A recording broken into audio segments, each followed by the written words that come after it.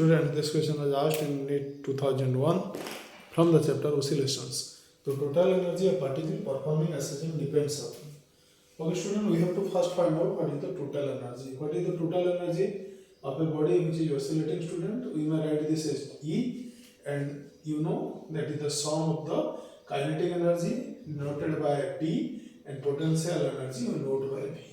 Okay, student, what will be V? V is equal to minus of F dx, student, if the body is performing oscillation in the x direction.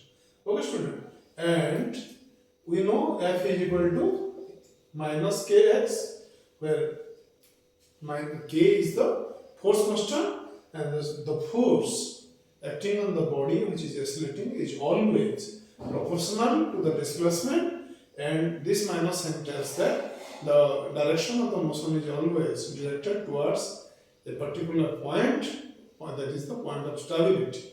Okay, students, so this minus sign is very important for oscillating bodies, and we may then find out the formula for V, students. V will be equal to minus F in place of F we will put minus kx, and dx, this k is force constant, this is a constant, it will come outside, and this minus and minus will become plus. So this becomes kx dx, or this is kx square by 2, or you may write half kx square. Okay, student. Then what is the kinetic energy? Kinetic energy, we know the formula is half mv square. And what is V, student? Let us find out. If the body is oscillating in the x direction, students, then we may write here V is half x square, kx square. If the body is oscillating in the x direction, student, then we may write its equation of motion as what?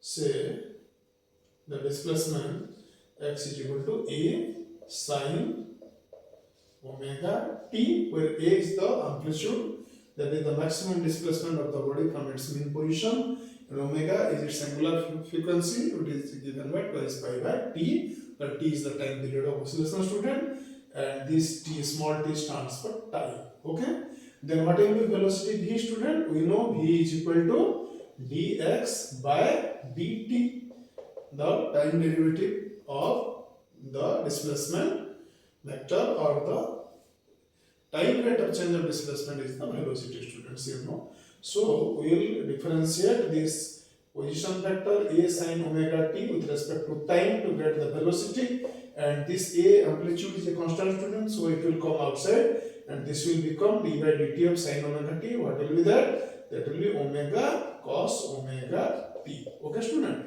and let us write this V is equal to half kx square, and clear the board so that we can write here.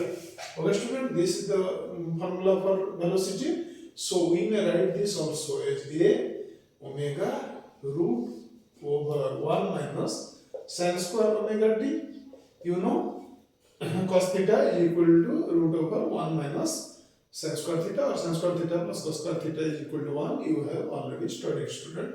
This much I have written. Okay, student, and we may take the a inside and write it as omega into a square 1 minus sin square omega t, or we may write omega root over a square minus a square sin square t omega t. And what is a square sin square omega t? A sin omega t is the displacement. So, student, this is omega into root over a square minus simply x square. Okay, student, and this is the velocity of the particle. So what will be the kinetic energy? Half m square, means, student, half m, and this is omega square, and this is a square minus x square.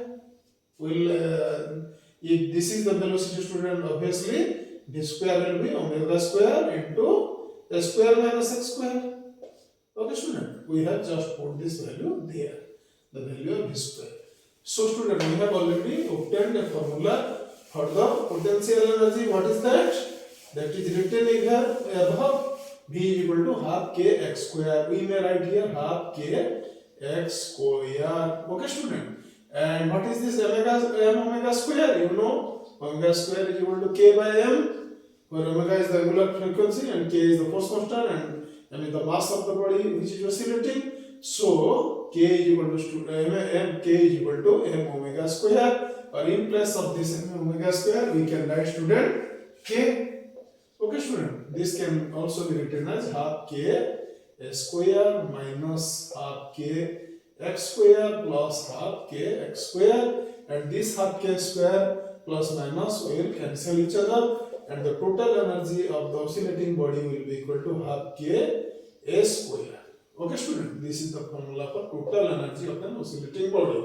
Half is a constant, k is the force constant, and a is the amplitude of the body. So the total energy of the body depends on the force constant, student, and the amplitude from this formula. So it is given in option B. So option B will be correct, student, for this question.